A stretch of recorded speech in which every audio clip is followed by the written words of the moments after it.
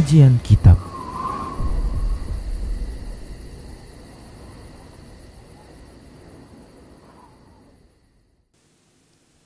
Bismillah. Assalamualaikum warahmatullahi wabarakatuh. Innal hamdalillah nahmaduhu wa nasta'inuhu wa nastaghfiruh wa na'udzu billahi min syururi anfusina wa sayyiati a'malina.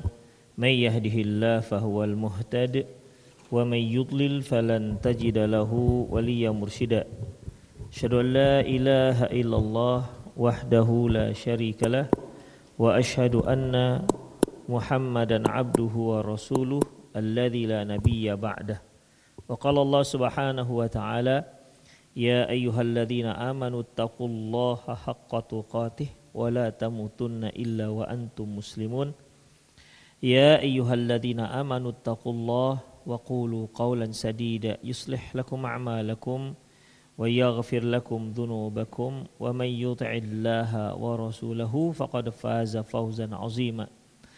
Ya ayyuhan nasu taqu rabbakumul ladzi khalaqakum min nafsin wahidah wa khalaqa minha zawjaha wa batha minhuma rijalan katsiran wa nisaa'a wattaqullaha alladzi tasaaluna bihi wal arham innallaha kana 'alaikum raqiba. Amma ba'du, nastaqal hadithi kitabullah wa khairal hadi hadi Muhammad sallallahu alaihi wasallam wa syarral umur muhdatsatuha wa kullu muhdatsatin bid'ah wa kullu bid'atin dhalalah wa kullu dhalalatin finnar. An Imran bin Husain radhiyallahu anhu qala, dari Imran bin Husain radhiyallahu anhu dia berkata, qala Rasulullah sallallahu alaihi wasallam, Rasulullah sallallahu alaihi wasallam bersabda, laisa minna man tatayyara aw tutuyyira lah. Tidak termasuk golongan kami orang yang meminta tatayyur, orang yang melakukan tatayyur dan meminta untuk ditatayurkan. Artinya ada orang yang melakukan tatayur. Seperti yang telah kita bahas, tatayur itu pada dasarnya adalah meyakini suatu perkara mendatangkan kesialan atau keberuntungan. Ya, seperti asal muasal tatayur ini dari kata-kata tair, yaitu burung, di mana dahulu itu orang-orang jahiliyah apabila dia mau melakukan satu perbuatan, sebuah rencana yang akan dia lakukan, maka dia akan pergi ke tempat yang ada yang ada burung-burungnya. Kemudian mereka ganggu itu burung, mungkin dengan melemparnya, dengan menghardiknya, atau apalah namanya. Jika burung tersebut terbangnya ke kanan, maka niat mereka untuk melakukan itu mereka lanjutkan. Namun kalau burungnya terbang ke kiri, maka mereka urungkan niat yang akan mereka lakukan. Itulah dasar awal mengapa dikatakan tatayyur dari kata toir, dan ini akhirnya berlanjut pada hal-hal yang lain yang sifatnya sama, yang mirip. Ya, kalau di Indonesia itu banyak. Di Indonesia banyak yang yang hal-hal yang seperti ini. Sesuatu yang dianggap pantang, sesuatu yang dianggap mendatangkan keberuntungan. Ya, kalau nenek-nenek kita dahulu seperti enggak boleh menjahit pada malam hari. Anak gadis enggak boleh duduk-duduk di depan pintu, nggak boleh nyapu pada malam hari, pantang. Nah, banyak pantangnya ikhwah. Dan atau dikarenakan adanya tanda-tanda sesuatu seperti mata berkedut misalnya, atau burung perenjak nemplok di atas rumah misalnya, dan banyak hal ikhwah. Ya. Di Indonesia sepertinya banyak yang seperti ini, yang dianggap hal itu datang membawa kesialan. Itu adik-adik itu jangan di situ duduknya. Mari aja masih lapang. Orang mau lewat. Ini di sini lapangnya di sini.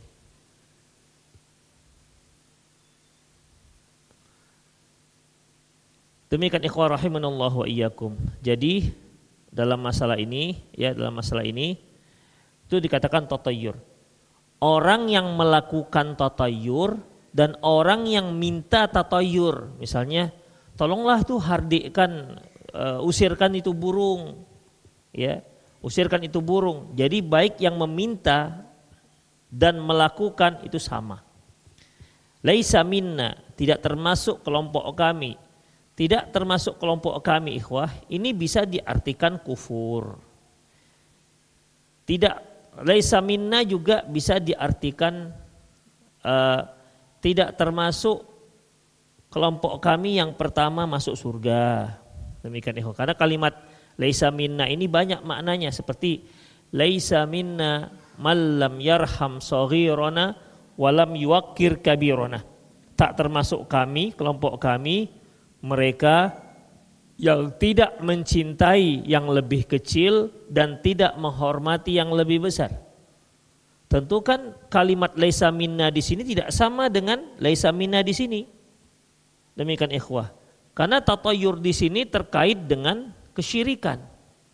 Sementara terkait dengan menghormati orang yang lebih besar, yang lebih tua dan menyayangi yang lebih kecil, ini terkait dengan masalah adab. Tapi kalimatnya sama-sama laisa minna, tidak termasuk kami. Apakah sama dari sisi hukum? Tentu kita katakan tidak mungkin sama. Karena masalah tatayur ini terkait dengan akidah, sementara yang tadi itu yang kedua yang kita sebutkan terkait dengan masalah adab. Makanya ikhwah tidak bisa disamakan. Ya. Kemudian au takahhana au tukuhina lahu.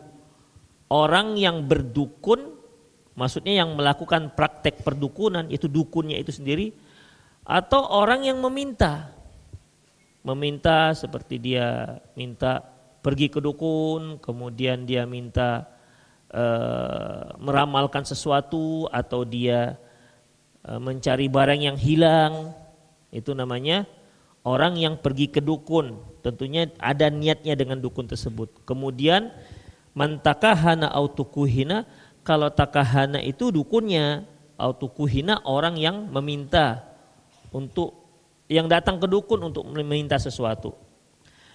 Au sahara au suhirolah, yaitu orang yang sahara, yang melakukan praktek sihir, au suhirolah, atau yang meminta agar melakukan sebuah perbuatan sihir.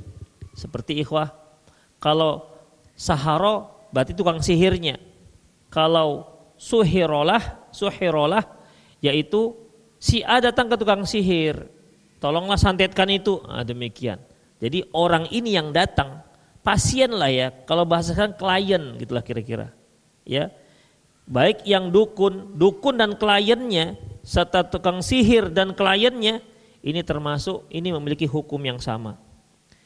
Waman atakahinan, barang siapa yang mendatangi dukun, fasaddaqahu bima yaqul, lantas dia mempercayai apa yang dia katakan, faqad kafara bima unzila ala Muhammadin sallallahu alaihi wasallam.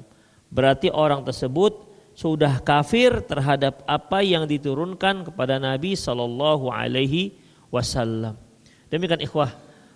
Seperti yang telah kita pelajari di kajian lalu, bahwasanya mereka yang mendatangi sihir ini ada 3 jenis. Yang pertama, mereka yang mendatangi dukun atau tukang ramal mungkin iseng-iseng saja. Yang kedua, dia nggak percaya tapi sekedar iseng. Yang kedua, ini yang disebut Rasulullah, yaitu lam tuqbal sholatuhu arba'ina yauman, tak diterima sholatnya selama 40 hari. Tapi dia enggak kafir ikhwah, enggak kafir. Karena kalau dia kafir, untuk apa? Untuk apa fungsinya enggak diterima sholatnya 40 hari yang udah kata kafir. Kalau dia sudah kafir, sekian tahun pun enggak akan diterima sholatnya orang dia kafir. Makanya yang sekedar datang iseng, dia enggak sampai dikatakan kafir.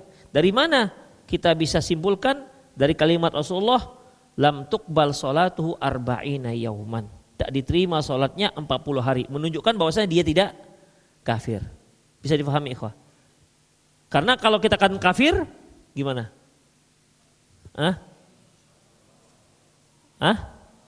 Gak ada manfaat sholatnya, gak hanya 40 hari. Selamanya gak akan terima, memang orang kafir. Demikian ikhwah. Itu tandanya ya. Yang kedua, mereka yang mendatangi sihir, yaitu man ata arrafan au kahinan fasaddaqahu bima yaqul. Itu dia ikhwah. Barang siapa yang mendatangi dukun dan tukang sihir atau yang mendatangi tukang ramal atau tukang sihir atau dukun, fasaddaqahu bima yaqul. Lantas dia mempercayai apa yang dia katakan.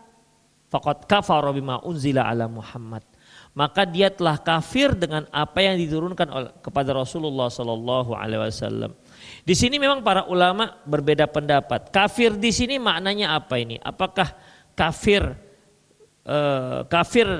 dalam makna yaitu kufur shaghir atau kufur asghar, artinya kafir tapi dia tidak sampai keluar Islam, ataukah kafir sampai murtad keluar dari Islam? Yang rajih Allah wa'ala bishawab, para ulama seperti Syekh Utsaimin, Syekh bin Baz, ya, mereka merajihkan yang seperti ini kafir murtad dari Islam. Yang ketiga, yang mendatangi tukang sihir tetapi dia ingin membuktikan bahwasanya si tukang sihir ini, si dukun ini pembohong. Nah, demikian ikhwah. Karena Rasulullah pernah menguji seorang yang bernama Ibnu Sayyad yang wajahnya itu mirip Dajjal. Dan kata Rasulullah memegang sesuatu di tangannya. Rasulullah tanya, apa yang ada di tanganku? Ibnu Sayyad mengatakan duh. Ya, duh. Kata Rasulullah salah, ya enggak duh. Menunjukkan apa? Menunjukkan ingin membuktikan bahwasanya dia itu pembohong. Dia itu pembohong. Makanya ikhwah rahimanallahu wa iyyakum, tukang-tukang sihir ini melakukan hal-hal yang memang di luar nalar manusia atau terkait dengan masalah-masalah gaib. Demikian ikhwah.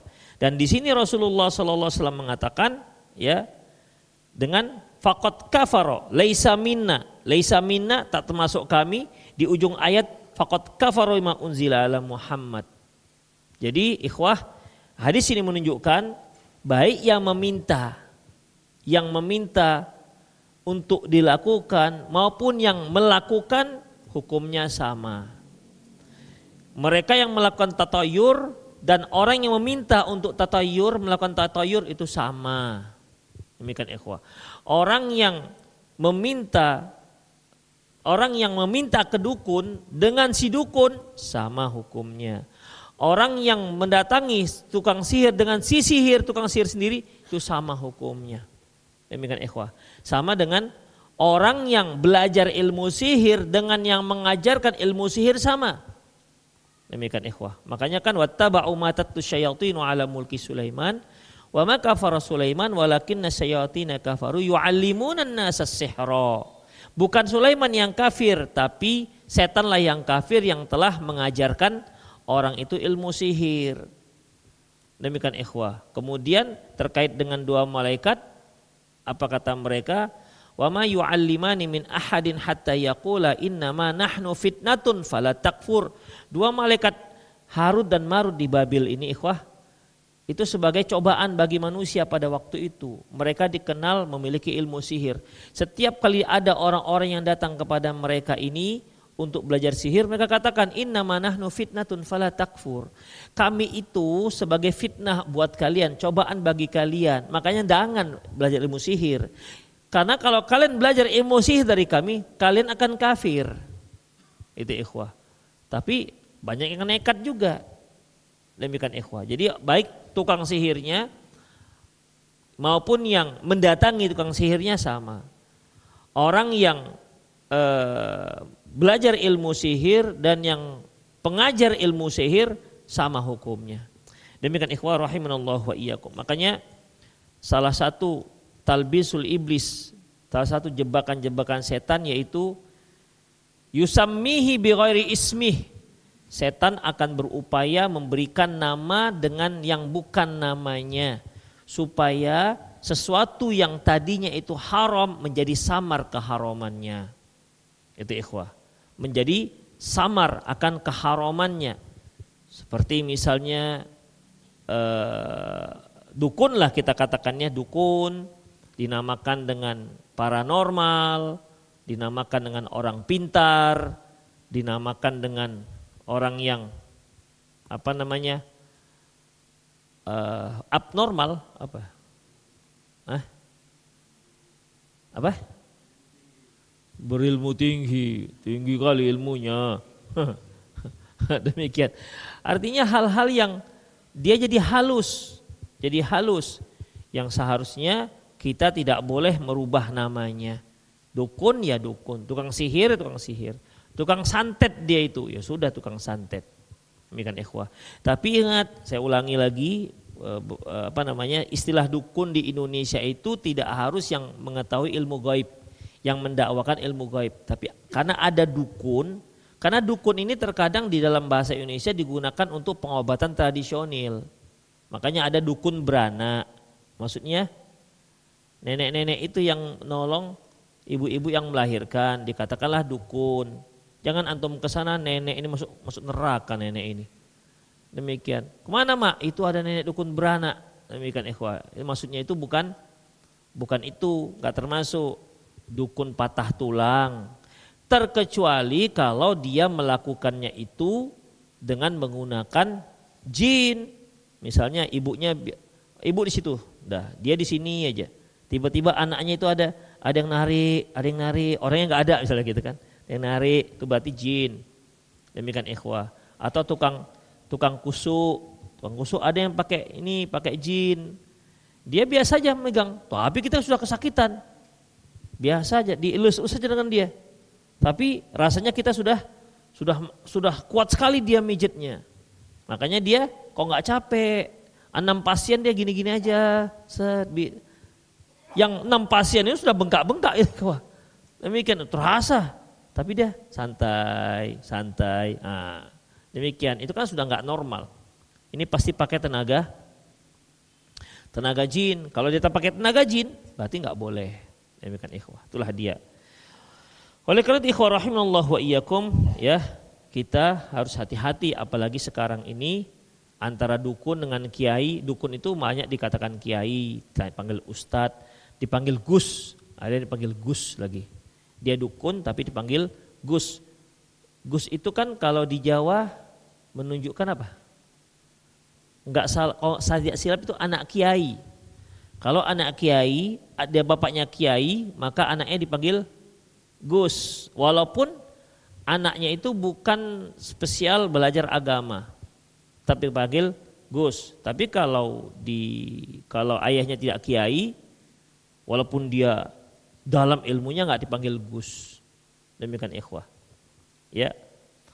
Tapi itulah yang perlu kita perhatikan. Makanya di sini faqad kafara bima unzila Muhammad, berarti dia telah kafir dengan apa yang diturunkan kepada Rasulullah sallallahu alaihi wasallam.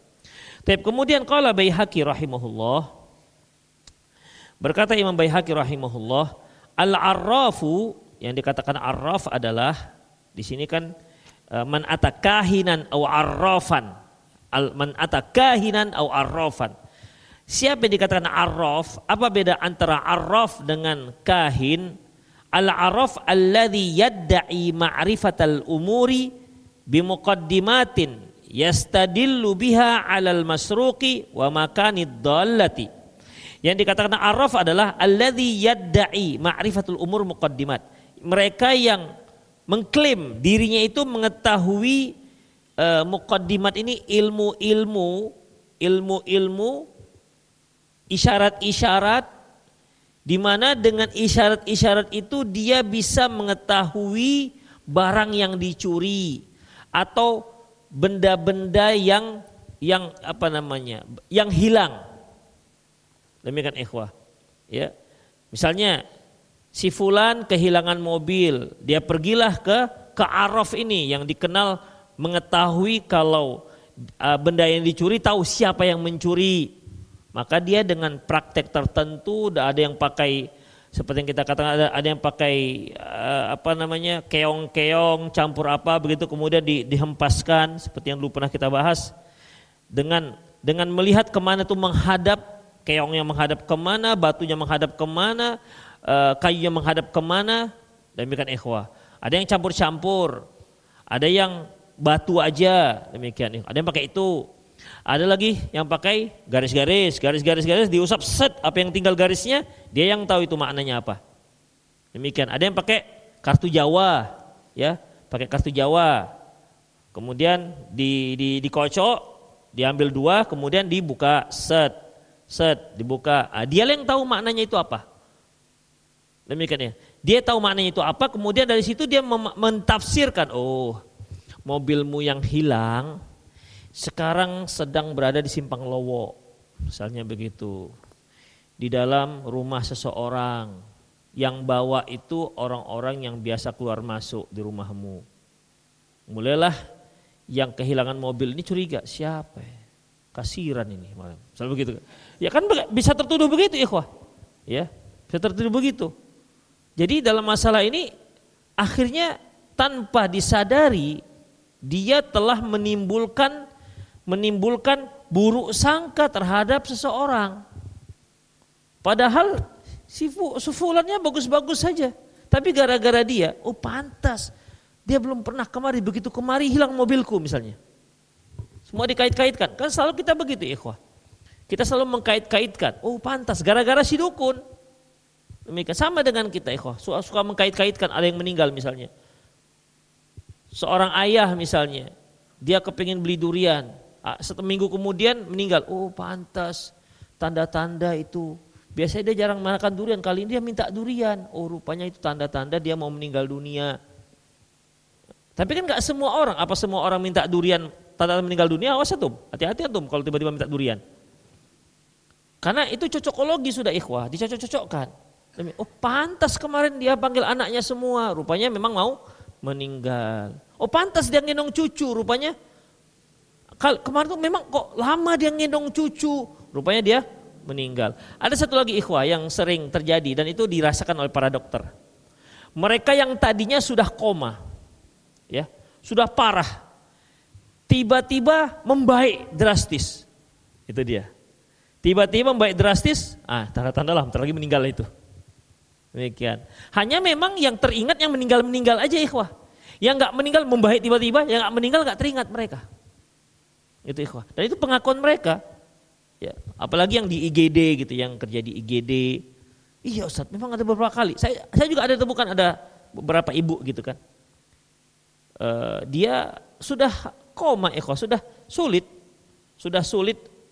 Ya kita katakan bentar lagi meninggal lah itu. Tapi tiba-tiba Masya Allah, tiba-tiba membaik kondisinya, membaik. Seminggu kemudian meninggal. Demikian, ikhwah. Dan mereka dapati ini kejadian beberapa kali. Sehingga mereka buatlah, kalau ada pasien yang memang yang sudah kritis tiba-tiba membaik, itu tanda-tanda dia akan meninggal. Itu. Bisa nggak kita buat kamu seperti ini? Nggak bisa seperti ini. Ya dari mana kita buat kamu seperti itu? Karena kan kita nggak tahu. Wa ma tadri nafsum bi ayyi ardin tamut. Tak tahu, tidak ada seorang pun yang tahu di mana dia akan meninggal dunia, apakah di rumah, apa di mana. Intinya, ikhwah, nggak diketahui kapan dia meninggal. Fa idza jaa ajalun fala yastakhiru sa'atan wa la yastaqdimun. Apabila sudah datang ajal, nggak bisa dipercepat, nggak bisa diperlambat. Itu, ikhwah. Tapi kebiasaan ya, kita hanya bisa kan biasanya. Demikian, seperti itu. Tapi tidak bisa, semoga tidak begitu. Ya, semoga tidak. Baik. Wa makanin dhallah, atau tempat benda yang hilang. Misalnya antum pakai cincin, seorang pakai cincin permata misalnya, berlian sekian, mungkin 40 karat, itu sudah kan ratusan juta harganya. Mungkin lagi jalan kececer ini cincin, mungkin terlalu lebar mungkin. Lebar. Biasanya kan kalau dia begini-gini agak naik masuk dia, kalau gini ini kan enggak gini-gini dia begitu. Jadi akhirnya hilang. nggak tahu di mana. Ini benda ratusan juta. Maka pergilah ke dukun. Pak Dukun kan Panduk panggilnya. Pak Duk, ini di mana hilangnya? Oh sebentar. Dia pun mulai nerawang. Nah, penerawangan itu ada dengan bola itu. Guli tapi besar segini. Bola kaca. Itulah yang macam di kartun-kartun itu. Dan itu memang dipakai, ikhwah. Itu memang nyata dipakai. Dari situ dilihat. Apalagi yang antum ketahui? Hah? Ember. Bukan ember lah, ember segini kali. Baskom. Ember segini lah untuk nyuci baju tuh ember. Baskom biar lebar dia kan tengoknya. Dah. Apalagi? Hah? Jeruk perut. Diapain jeruk perut? Atau jangan ngarang-ngarang atau. Oke lah jeruk perut ya. Beliau mungkin pernah lihat jeruk perut. Jeruk perut biasanya Pak ditusuk-tusuk pakai jarum misalnya begitu ikhwah. Jeruk perut. Dan banyak media-media mereka, ya banyak media-media mereka. Ada yang pakai nerawang begitu. Oh di sana. Ya tiba-tiba dia mungkin baca mantra-mantra tiba-tiba bergetar tiba-tiba suaranya udah beda gitu. Suaranya udah beda. Saya nenek moyangmu katanya. Mulailah bertanya-tanya itu, ya kan? Karena dia bukan dia lagi. Biasanya setelah itu, apa tadi kata wa itu? Kan dia ngomong tuh tadi. Apa kata wa itu tadi? Jadi ibu tadi nggak tahu itu korin saya katanya. Karena begitu ikhwah. Nggak tahu lah kita pakai acting betul-betul jinnya. Tapi kalaupun jinnya bisa jadi ikhwah. Karena manusia itu kan bisa kesurupan jin. Alladzina ya'kuluna riba la yaqumuna illa kama yaqumul ladzi yatakhabbatu asyaitanu minal mas. Mereka yang makan riba, tidaklah mereka berdiri itu kecuali seperti orang yang kesurupan. Berarti ada yang kesurupan. Bisa kesurupan. Mungkin kesurupan itu bisa di setel dengan dia, bisa keluar masuk. Bisa check in, bisa check out. Nah demikian ikhwah. Itu arraf. Itulah kalimat arraf yang ditafsirkan oleh Imam Baihaqi. Wa nahwi dzalik ataupun yang semisalnya. Ya, kata Imam Baihaqi yang biasanya orang yang ditanya di mana benda yang dicuri atau ditanya di mana benda ini hilang dan seterusnya. Wakila huwa kahin. Ada yang juga mengatakan arraf itu ya kahin, dukun. Wal kahinu adapun kahin kata Imam Baihaqi huwa alladhi yukhbiru anil mughayyibati fil mustaqbal. Dia yang akan menceritakan kepada orang-orang tentang masalah-masalah gaib yang akan datang. Masalah-masalah gaib yang akan datang. Wa qila alladhi yukhbiru amma fid dhamir. Ada lagi yang mengatakan bahwasanya kahin itu adalah yang menceritakan kepada kita apa yang ada dalam hati seseorang. Nah, ini biasanya dia bisa menebak bapak ini begini. Nah, demikian. Padahal dia belum berbicara, bapak itu belum bicara. Jadi kita datang, misalnya datang. Belum kita datang dia sudah tahu. Kenapa? Kamu sakit kan? Mules kan? Demikian. Sudah 3 hari kan? Nah, begitu ikhwah. Ya, jadi dia mengetahui hal-hal yang seperti itu. Menebak-nebak, tebakannya betul misalnya. Inilah kahin. Jadi para ulama berbeda pendapat juga tentang kahin dan arraf. Tapi intinya ikhwah, baik itu kahin maupun arraf, ya, baik kahin arraf, kedua-duanya ini merupakan perkara yang dilarang. Dan faqad kafara bima unzila ala Muhammad, berarti dia telah kafir terhadap apa yang diturunkan oleh Muhammad.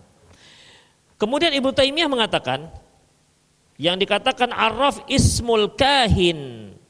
Arraf itu ya kahin, dukun. Wal munajjim dan ahli nujum, war rummal dan ahli rummal. Kalau ahli nujum dari kata-kata najm itu kan bintang. Nah, ini yang mereka yang nengok-nengok bintang. Tapi ingat, ilmu perbintangan itu kan ada 2. Ada ilmu astronomi yang dia memperhatikan pergerakan planet-planet, benda-benda angkasa, hanya seperti itu. Adapun ilmu nujum yang dilarang yaitu mereka yang memperhatikan gerakan bintang tapi meyakini gerakan itu ada pengaruhnya terhadap umat manusia. Ada pengaruhnya terhadap manusia-manusia tertentu. Makanya seperti zodiak itu kan dari bintang. Ya, dari bintang. Bergeraknya bintang ini terkait dengan orang yang punya zodiak tersebut. Demikian juga terkait dengan munculnya seorang pemimpin, meninggalnya seorang yang berpengaruh, itu bisa mereka lihat dari gerakan-gerakan bintang. Nah, ini yang disebut dengan ahli nujum yang nggak dibolehkan. Demikian ikhwah. Ini disebut dengan ahli nujum yang tidak dibolehkan. Ikhwah rahimanallah wa iyyakum, mereka ini dahulu itu memiliki jin-jin yang memang menyadap berita langit biasanya. Yang disebutkan, yang telah kita sebutkan pada kajian lalu bahwasanya jin itu akan saling menggendong, sebagaimana dikatakan oleh Sufyan Ats-Tsauri, ketika dia mendengar berita dari langit, menyadap berita lagi langit, dia ceritakan kepada di bawahnya, terus sampai akhirnya diberitakan kepada si antek-anteknya, kaki tangannya dari kalangan manusia, dukun-dukun atau tukang sihir. Satu kebenaran akan dicampur dengan 100 kebohongan. Itulah ikhwah rahimanallah wa iyyakum. Ya. Jadi waktu itu memang ikhwah, waktu itu ada banyak yang benar, tepat, karena curiannya itu betul. Adapun ketika Rasulullah SAW lahir, maka langit mulai dijaga oleh Allah Subhanahu wa taala. Wa anna lamasna as-samaa'a fawajadnaha muliat harasan syadida wa syuhba. Ini pernyataan jin. Ya. Wa anna lamasna as-samaa'a fawajadnaha muliat harasan syadida wa syuhba. Dan kami mencari-cari berita dari langit dan kami dapati kok ketat penjagaannya. Wa syuhuba, dan bagi siapa yang melanggar akan dilempar dengan bola api. Wa anna kunna naq'udu minha maqa'ida lis-sama'. Dahulu kami ada tempat duduk kami di situ. Kami duduk di sana sambil mau dengar-dengar, menyadap berita. Faman yastami'il ana yajid lahu shihaba rasada. Barang siapa yang sekarang mendengar-dengar berupaya akan dilempar dengan bola api. Wa anna la nadri asyarun urida biman fil ardi am arada bim rabbum rasyada. Kami enggak tahu apakah ini isyaratnya suatu kebaikan, keburukan, ataukah Allah Subhanahu wa taala menginginkan kebaikan di muka bumi ini. Demikian ikhwah. Jadi itu maksudnya pada waktu itu lahirnya Rasulullah SAW, maka semakin diperketatlah penjagaan langit dari para jin-jin yang menyadap berita dari langit. Demikian ikhwah rahimanallah wa iyyakum. Al-Arraf ismul kahin, nama dari sebuah kahin, dukun, wal munajjim, dan ahli nujum, war rumal. Rumal ini dari kata-kata pasir ikhwah. Pasir, rumal itu pasir. Jadi seperti yang kita katakan berapa kajian lalu, dulu kan ada yang sifatnya al-khat, itu mereka garis-garis, itu digaris-garislah di di tanah, di pasir, kemudian diasap set begitu dengan cepat. Garis apa yang tinggal? Mereka yang tahu mengartikannya. Ya, mereka yang tahu mengartikannya. Ya mungkin mereka punya rumus-rumus lah, rumus-rumus tertentu yang mereka dapati dari guru-guru mereka, yang mungkin ya dari pengalaman-pengalaman, karena bisa begitu ikhwah. Antum masih ingat kode-kode togel dulu kan ada? Masih ingat kan? Nah ini senyum dia, berarti pengalaman. Ya kan? Ada apa kemana namanya? Itu kamusnya. Kalau itu kamusnya. Ini yang biasa selebarannya biasanya. Bukan RR. Dia bisa ada selebaran-selebarannya itu dijual. Kode. Antum padahal segini. Kode, demikian. Jadi mereka kalau melihat kode per lembar. Kalau ada mereka beli togel kan namanya dulu kan. Nah, beli togel itu di situ mereka sekalian ada kode-kode itu, lembar-lembar kode. Diambil. Mereka yang bisa mengolahnya tuh semalaman. Saya pernah lihat orang semalaman dia. Saya tengok apa sih itu? Tapi mereka punya pemikiran tersendiri di situ, ikhwan. Iya. Nanti dia beli kode, jadi muqaronah gitu lah, muqaronah 3 kode menyatukan dua kode. Oh, gitu. Ini satukan ini, oh ini begini ini. Tengoknya ada kode-kode. Dan saya juga nggak tahu tuh yang buat kode itu siapa. Kalau dia tahu kode itu dia aja masang togel kan. Tapi begitulah, demikian ikhwah. Dan mereka yang menekuni itu, Nah, ditambah lagi dengan tadi itu RR itu tadi itu. Ketemu misalnya ular, apa kalau ular? 32. misal Demikian. Pokoknya semua jadi kode. Nanti ada mobil yang belanggar, berapa BK-nya? Dua belakang. Gitu kan. Dah, catat berapa ini. Nampak apa? Nampak orang gila. Orang gila apa gitu. Orang gila apa? Berapa? Begitu ya. Pokoknya betul-betul jadi gila lah itu orang yang main togel itu. Itu bahasa mereka, ayo kita bahas. Nah, itu dia bahasanya. Ayo kita bahas. Karena ada kerabat saya itu yang memang apa sekali, sungguh-sungguh dia betul-betul mujtahid dia dalam masalah itu. Karena diktatnya segini, diktat. Itu ikhwah. Jadi kadang-kadang kami curi, kami bakar gitu. Itulah ikhwah. Jadi dalam masalah ini, itulah dia. Kode-kode seperti itu. Nah, demikian ikhwah. Jadi ya kita nggak tahu apa yang mereka pikirkan. Bahkan gambar kode-kode itu kalau kita tengok kita nggak ngerti. Ada segitiga, nanti ada garis, kemudian di sini di ujungnya ada gambar bebek, di ujungnya gambar monyet. Nanti tengok-tengok monyet, di ere-ere monyet. Pokoknya betul-betul ilmiah betul, macam ilmiah kali. Ada referensinya. Demikian. Dan referensi yang paling kuat di antara orang gila. Itulah dia. Nah, itu rumal. Jadi rumal itu tulis dia usap. Nah, apa yang tinggal? Itulah mereka yang tahu gimana, nggak tahu. Itu rumal. Wa nahwihim ataupun yang semisalnya. Ini di samping khot ini kan rumal nih yang dia tulis, ada yang seperti yang kita katakan tadi, ya, diambil apalah batu atau apalah kemudian ditebarkan, kemudian dia yang mengartikan. Itu ikhwah, dia yang mengartikan. Tapi beda kan kalau kita pas ujian yang multiple choice ABCD kan gitu juga gitu. Ambil 1 D. Kalau nggak tahu jawabannya, itu nggak termasuk sihir. Demikian ikhwah. Kemudian mimman yatakallamu fi ma'rifatil umur bihadat turuq, yang dia berbicara mengetahui perkara-perkara dengan cara seperti ini. Jadi masalah dia misalnya masalah ini bayinya laki perempuan, mulailah dia main set. Ini perempuan.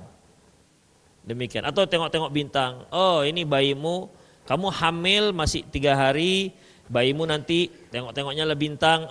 Bayimu laki-laki nih. Dengan cara seperti itu. Atau dengan main kartu Jawa, tengoknya set. Oh, bencong misalnya begitu. Jadi itulah dia, ikhwah, cara-cara seperti itu. Ya kalau seandainya misalnya lahir anakmu laki-laki, di USG anakmu laki-laki, itu kan bukan dukun. Karena sudah jelas dia. Seperti yang kita katakan kemarin bahwasanya kita mengetahui sesuatu itu melalui 5 panca indera. Itu pun kadang-kadang meleset. Ya, kadang-kadang meleset ikhwah. Rahimanallah wa iyyakum. Melalui pendengaran, penglihatan, pengecapan, perabaan, apa lagi? Penciuman. Demikian ikhwah. Ya. Kita cium apa ini bau ini? Ini bau durian ini. Rupanya bukan durian. Demikian ikhwah. Padahal sudah sudah benar kita dapat cium. Apalagi kalau yang memang profesinya profesi parfum. Malaikat subuh, gitu kan. 1000 bunga. Kadang-kadang kan bisa salah. Itu ikhwah. Ini cendana. Itu ikhwah. Artinya kan itu sebagai input data bagi kita. Selain itu tidak ada input data kita. Tidak ada input data yang lain. Makanya kita hanya bisa menilai dengan 5 panca indera. Kalau ada yang melebihi panca yang ada panca 6-nya, berarti yang ke-6 itu harus dihapus. Itu sudah mengarah kepada perdukunan. Demikian ikhwah rahimanallah wa iyyakum. Itulah dia. Kemudian ikhwah rahimanallah wa iyyakum, kita lihat dalam kitab Fathul Majid.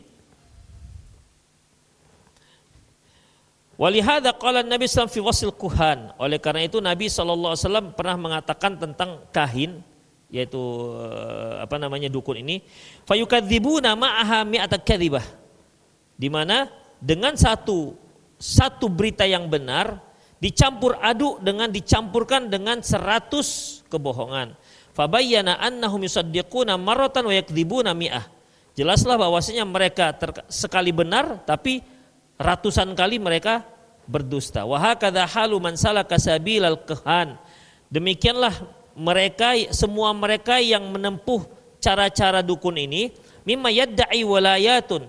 Mereka yang mengatakan mereka itu adalah wali Allah, wal ilm bima fi dhamair nas, dan mengatakan mereka itu mengetahui apa yang ada dalam hati manusia. Ma'anna nafsa da'wahu dalilun ala kadhibihi. Padahal pernyataan mereka itu sendiri menunjukkan mereka itu bohong. Kenapa demikian ikhwah rahimahullahi? Li'anna fid da'wahu lilayati tazkiyatun nafs al-manhiyu anha. Karena menyatakan saya adalah wali Allah. Saya adalah wali Allah. Saya ini wali Allah loh. Dengan menyatakan saya wali Allah itu sudah jelas salah. Jelas salah karena sama artinya dia sedang merekomendasi menganggap dirinya itu baik.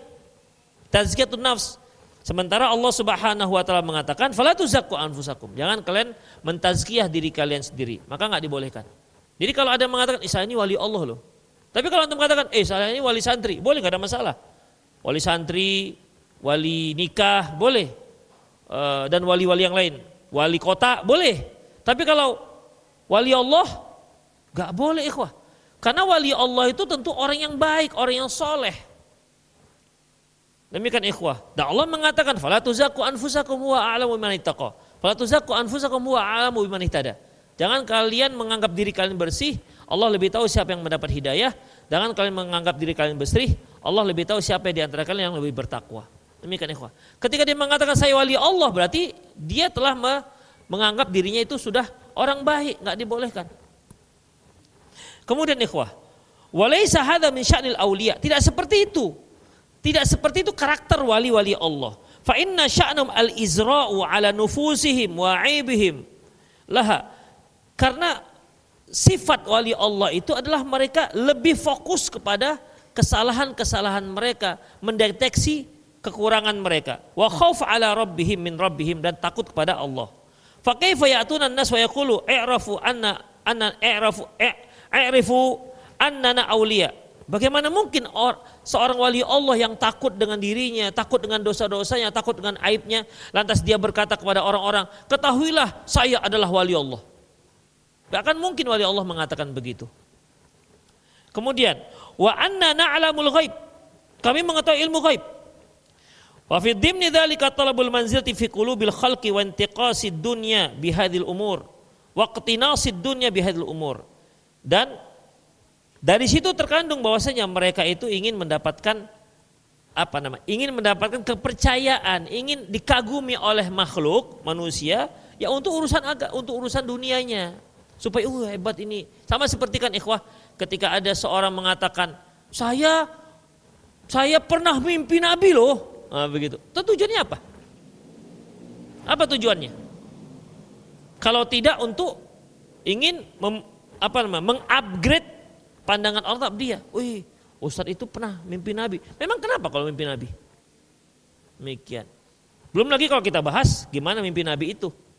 Demikian ikhwah. Jadi tak perlu juga. Kalau kita mimpi Nabi ya sudah, simpan aja.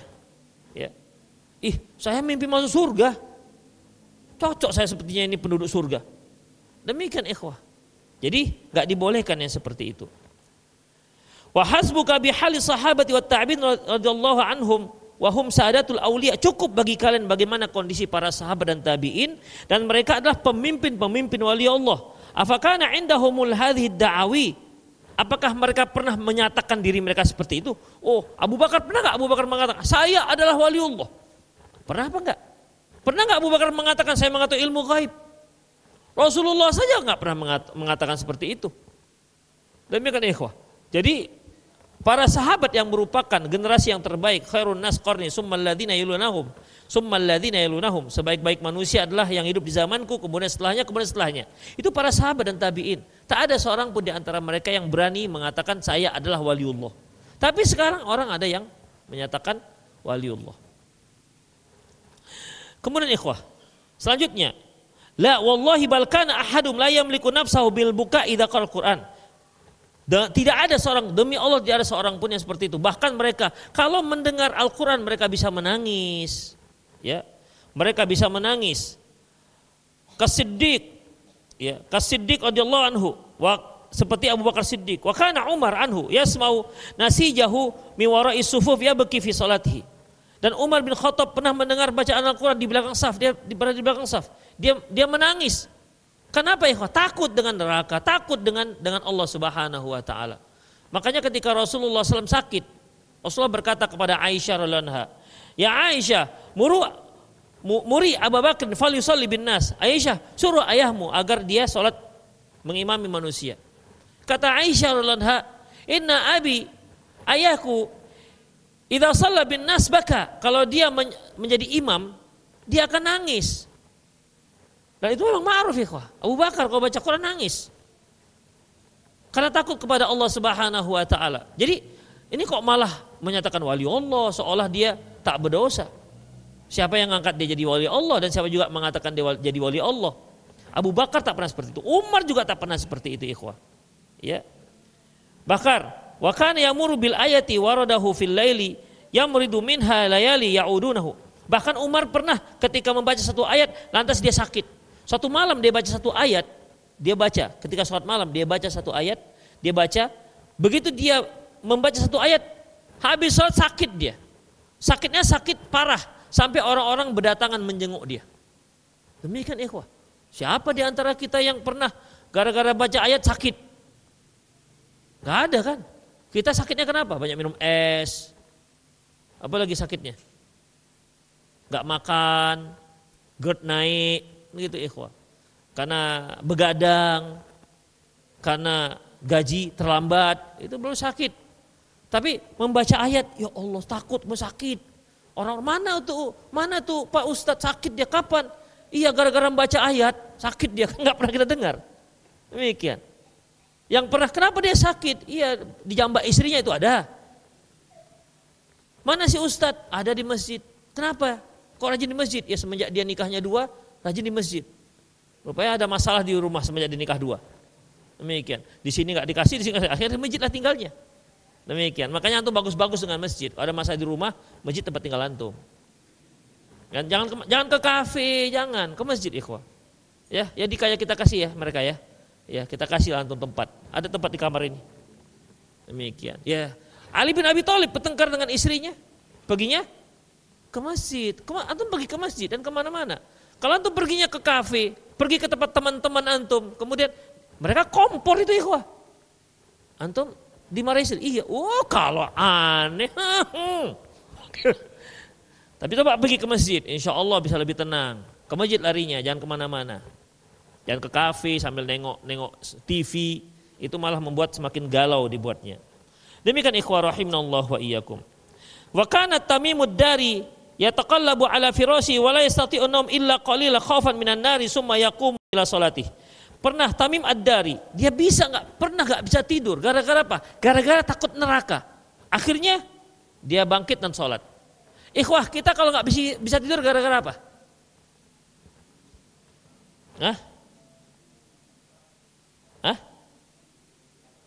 Mikir utang. Kalau saya karena minum kopi, itu nggak tidur biasanya. Atau gara-gara kalau panitia korban, kemana duitnya 3 juta lagi? Nah itu bisa nggak tidur. Bendahara itu. Apalagi lari sapinya macam Salman tuh. Malam sapinya lari. Nggak tidur dia. Paginya nangis sama ya. Itu dia. Nggak ada kita nggak tidur kenapa? Takut neraka ya Allah, takut neraka. Nggak bisa tidur. Aduh Masya Allah ini luar biasa. Nggak pernah kita alami. Demikian ikhwah. Wa yakfi fi sifatil awliya ma dzakarallahu fi ta'ala. Dan cukuplah sudah banyak sifat-sifat wali Allah yang disebutkan Allah Subhanahu wa taala. Jadi ikhwah rahimanallahu wa iyyakum, ya para dukun-dukun apalagi dengan berkedok ustadz kiai yang pakaiannya juga sudah dirubah dengan pakaian-pakaian yang gamis, jenggot, pakai celak tebal, kemudian pakai sorban, rambutnya gondrong, pakai tongkat lagi, tekanan tongkat, sebelah tasbih, itu dianggap sebagai dukun syar'i.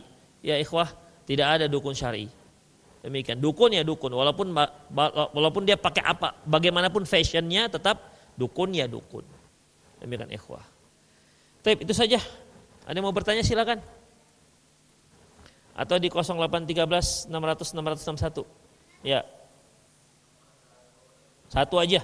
Borong-borong 2. Satu aja. Ya, satu dulu.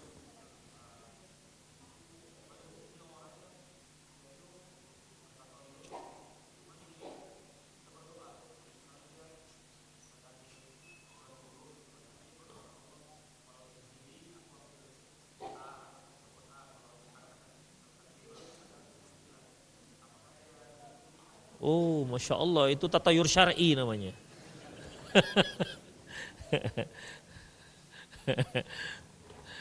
Ini mirip-mirip dengan orang istikharah, ikhwah. Orang istikharah kemudian mencari jawabannya di mana biasanya? Hah? Di mimpi, ya. Kalau dia jatuh dari tempat tidur berarti nggak bagus ini, nggak lanjutkan misalnya. Ikhwah, itu tetap nggak dibolehkan. Walaupun misalnya dia mau tatayur nih, mau tatayur, tapi nggak bismillah, ya Allah, berilah petunjuk melalui burung ini. Kalau dia ke kanan maka begini saya akan lakukan, kalau dia ke kiri saya nggak lakukan. Ya Allah, berilah petunjuk. Nggak demikian, ikhwah. Kenapa? Karena nggak ada hubungannya antara si burung terbang kiri kanan dengan perbuatan kita. Kalau kita mau lakukan sesuatu yang syar'i bagaimana? Kita konsultasi dengan orang yang memang ahli. Misalnya ini, ya misalnya apa misalnya? Kita mau bahas masalah apa ini? Jadi apa tidak kita lakukan? Ya bertanya kepada orang yang ahli, pertimbangan. Apa yang dia katakan? Udah, apa saran dia? Setelah itu tetapkan satu, kemudian istikharah. Tawakal Allah, jalan. Demikian, ikhwah. Ya, adapun yang tadi itu walaupun seperti itu ya tetap nggak bisa. Tetap nggak bisa. Ya Allah, berilah saya petunjuk. Melalui apa? Melalui lisan Pak Dukun ini. Ya nggak bisa. Karena sudah mutlak dia. Man ata'arrafan aw kahinan lam tuqbal salatuha arba'ina yauman. Barang siapa yang mendatangi dukun atau tukang ramal, maka tak diterima salatnya 40 hari.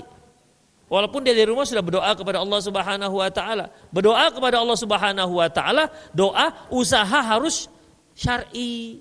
Demikian ya. Bukan doanya syar'i, usahanya juga harus syar'i. Ya Allah, mudahkan rezekiku ya Allah. Terus beli itu tadi, kertas-kertasan itu kode. Demikian. Ya Allah, mudahkan rezekiku ya Allah. Jadi pengedar dia.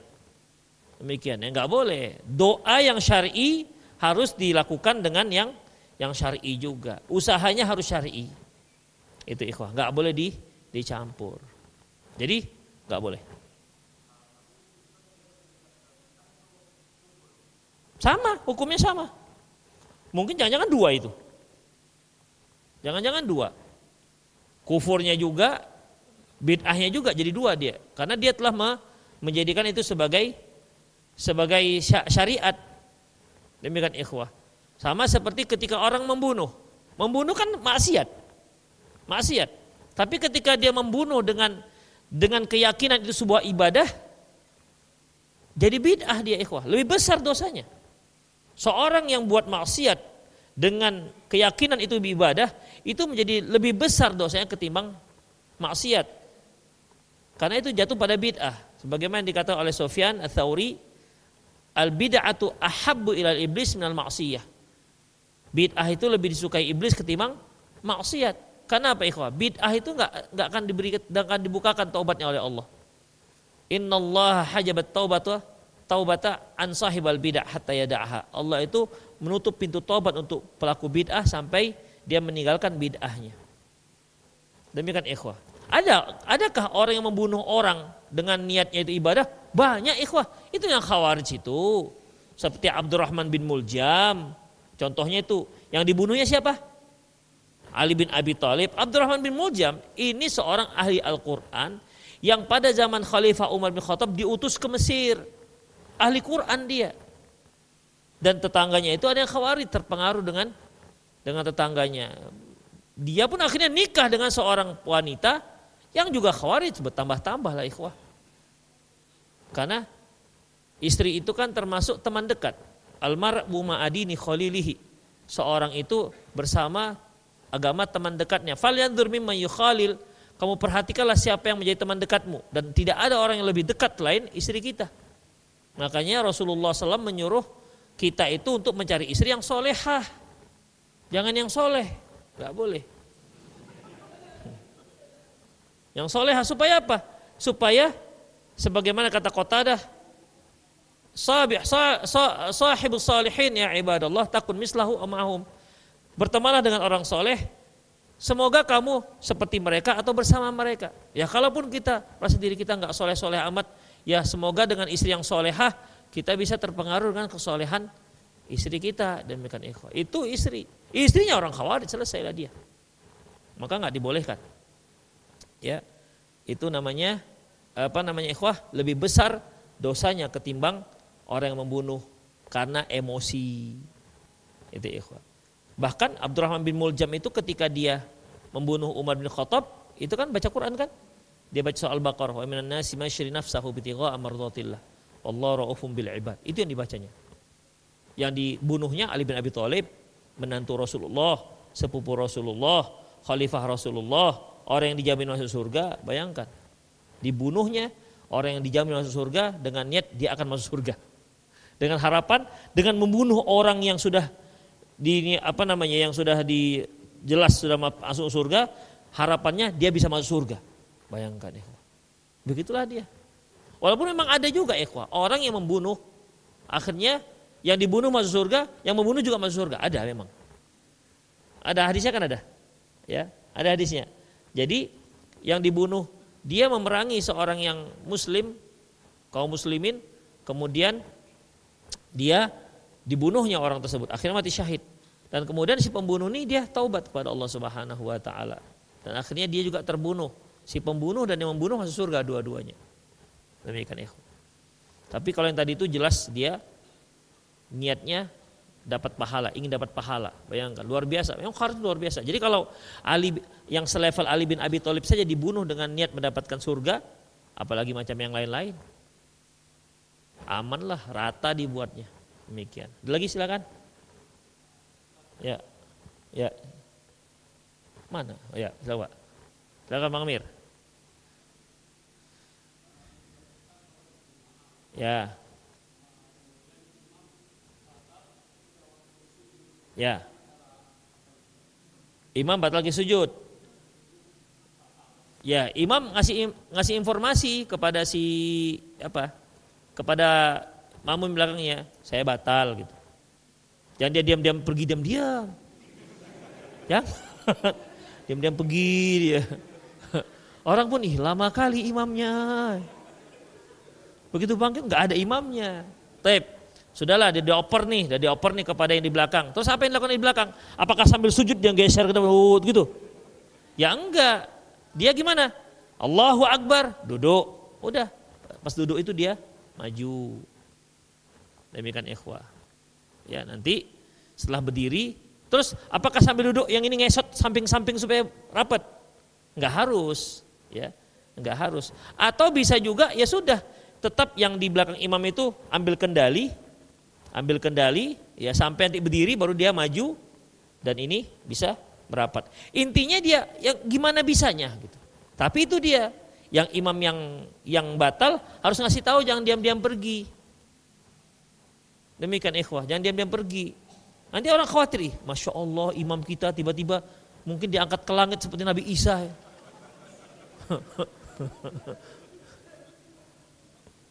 Demikian. Karena kan yang seperti itu tiba-tiba hilang, sedangkan tiba-tiba meninggal saja kan suatu husnul khatimah kan, apalagi tiba-tiba hilang. Jadi dikasih tahu Bang Amir ya, baru dia pergi. Oke Bang Amir, Mas? Oke. Bagaimana cara wudhu untuk sholat yang gak bisa buang air kecil, pasang selang kateter, terus terasa keluar? Ikhwah, ini yang disebut dengan silsilatul baul. Orang yang penyakit prostat itu kan klepnya nggak ada. Demikian ikhwah. Ketika air masuk ke ginjal ini kan sebenarnya yang menyaring darah sehingga air kemudian dari situlah nanti ke kandung kemih, disalurkan ke kandung kemih. Di kandung kemih inilah ngumpulnya, kalau kita katakan baknya.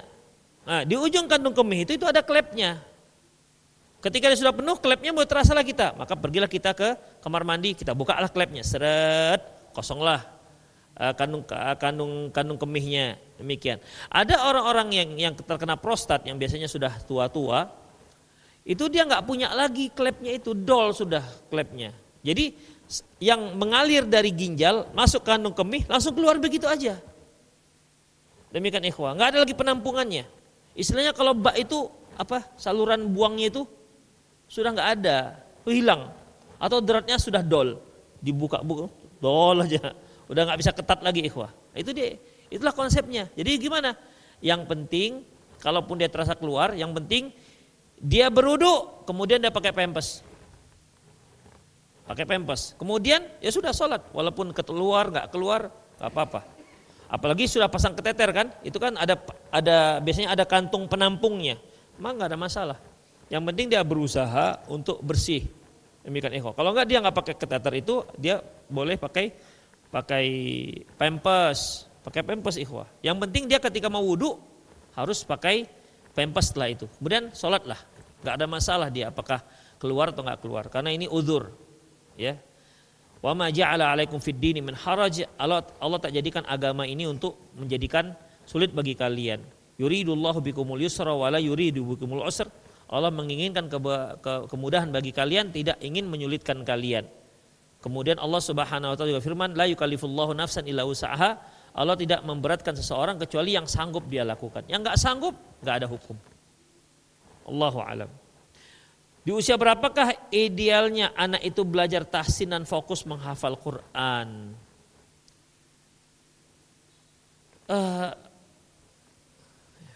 Usia berapa ya? Kalau teori-teori pendidikan sekarang ikhwah, anak itu di usia 0 sampai 1 atau 2 difokuskan untuk bermain dengan mainan itu yang bisa memfokuskannya. Misalnya menyusun bola gitu. Belum difokuskan pada menghafal. Kan ada Lego, tahu Lego ya? Lego, nyusun Lego. Atau ambil bola masukkan ke lubangnya. Ya jangan bapaknya yang masukkan, bapaknya yang lancar lah kalau bapaknya. Ini kadang-kadang anaknya punya, bapaknya yang masuk, saya buka lagi, bapaknya masang Lego. Yang sibuk bapaknya bukan anaknya. Ada yang bikin ikhwah. Antum tahu Lego kan? Oh banyak nggak tahu nih Lego nih. Itu yang bisa dipasang-pasang, ada kakinya. Ya udahlah kalau nggak tahu gimana lagi. Demikian. Iya, ya kita pun nengoknya asik ikhwah. Tengok, kita mau juga lah pasang gitu kan buat kerapian gitu. Cucu saya kan punya, kadang-kadang saya nyusun juga. Capek baca nyusun saya, demikian. Demikian ikhwah, itulah dia. Jadi permainan-permainan yang bisa membuat dia fokus.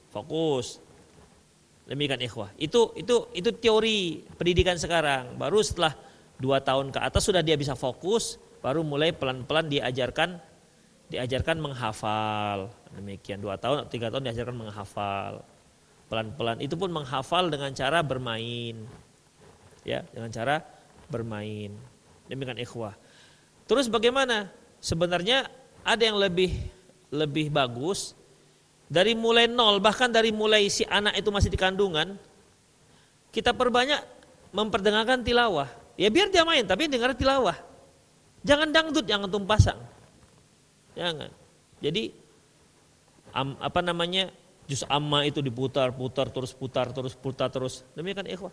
Ya anak ini kan kalau dia sering mendengar, dia nggak menghafal, tapi karena itu aja yang didengar. Ya, karena itu aja yang didengar, akhirnya dia mengucapkan walaupun celat kan, amma caca alun katanya kan. Demikian. Dia akan niru-niru ayahnya sujud walaupun dia jengking gitu kan. Demikian. Jadi itulah dia, ya. Jadi tidak ada pemfokusan menghafal, tapi dia bisa dengan cara memperdengarkan apa yang perlu untuk dia hafal.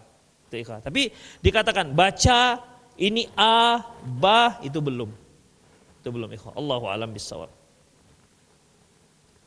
Satu lagi lah.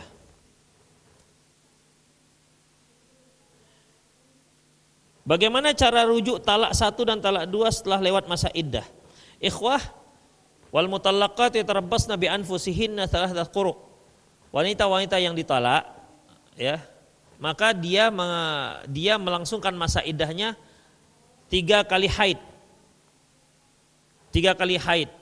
Ketika talak jatuh, maka mulai saat itu berlangsunglah masa iddah 3 kali haid. Ya, 3 kali haid. Setelah selesai masa haid yang ketiga, baru dia habislah masa iddahnya. Demikian ikhwah. Kalau si laki-laki, si suami, dia rujuk di masa iddah, berarti ya rujuk begitu saja. Tapi kalau ternyata rujuknya sudah selesai masa iddah, maka dia harus akad pernikahan yang baru. Demikian juga talak 2. Ya, demikian juga talak 2 harus dengan akad pernikahan yang baru. Tapi kalau sudah talak 3, habis sudah. Walaupun si perempuan tak masa iddah, tapi untuk laki-laki ini tidak ada lagi. Fa in talaqaha, kalau dia talak lagi yang ketiga, itu siapa itu yang Dek, Bu, tolong anaknya. Fa in talaqaha fala tahillahu hatta tankiha. Fa in talaqaha fala tahillahu min ba'du hatta tankiha zaujan ghairah. Kalau ditalak ketiga maka tidak boleh si suami itu balik sampai dia menikah dulu dengan yang lain. Demikian ikhwah. Jadi kalau dia rujuknya setelah masa iddah, maka dia harus akad pernikahan yang baru. Tapi kalau rujuknya di saat masih masa iddah, maka dia rujuk begitu saja. Baik secara aklamasi, soreh maupun yang ghair soreh. Soreh itu, Dek kita rujuk ya Dek. Gitu. Dia rujuk, oke dah. Tapi usahakan lebih baik kalau ada saksi. Atau nggak pakai rujuk tanpa kata-kata. Tiba-tiba masuk selimut aja. Apa nih bang? Assalamualaikum. Gitu aja. Udah jadi. Rujuklah itu namanya. Demikian ikhwah. Ya, itu dia. Allahu alam bissawab. Jadi kalau sudah lewat iddah, dia harus akad pernikahan yang baru. Tapi kalau dia sudah lewat iddah, udah talak 2 nih, lewat iddah, akhirnya dia rujuk pakai akad pernikahan yang baru. Talak 1, 2 ini masih dihitung nggak? Setelah dia akad pernikahan yang baru, masih nggak dihitung? Hah?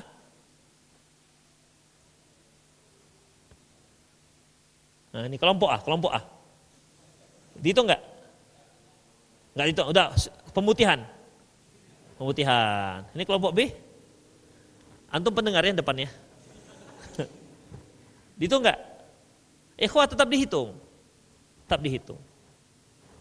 dihitung. Kecuali kalau dia setelah ditalak, selesai masa iddah, tiba-tiba ada orang lain yang menikahi dia, kemudian cerai lagi dia dengan orang lain tersebut, kemudian balik lagi dengan suami yang pertama, barulah talaknya diputihkan. Karena dia sudah sempat menikah lagi dengan orang lain. Kalau seandainya dia menikah setelah masa iddah, dianggap talaknya habis, orang nanti akan begitu aja. Udah talak 2 kan, aduh gimana nih, talak 3 udah habis, udah biar aja, jangan rujuk-rujuk. Sampai selesai masa iddah, kita nikah. Dia akan bisa memutihkan talak 1 dan talak 2, kan jadi mainan jadinya. Makanya talak 1 dan talak 2 dengan adanya akad pernikahan yang baru tidak diputihkan. Kecuali kalau si perempuan ini nikah dengan yang lain. Jadi dia setelah selesai masa iddah, dia mau balik ini, rupanya kalah cepat. Set ada yang lain, diterima pula, dah nikah dia. Tengkar lagi dia dengan yang lain, dengan yang suami yang kedua ini. Cerai lagi setelah masa iddah, balik lagi istri yang suami yang pertama, barulah talak 1 dan talak 2 itu menjadi putih. Demikianlah ikhwah, qul qouli hadza wa astaghfirullah li wa lakum wa lisal muslimin innahu wal ghafurur rahim. Subhanakallahumma bihamdik asyhadu an la ilaha illa anta astaghfiruka wa atubu ilaik. Wa akhiru da'wana alhamdulillahi rabbil alamin. Assalamualaikum warahmatullahi wabarakatuh.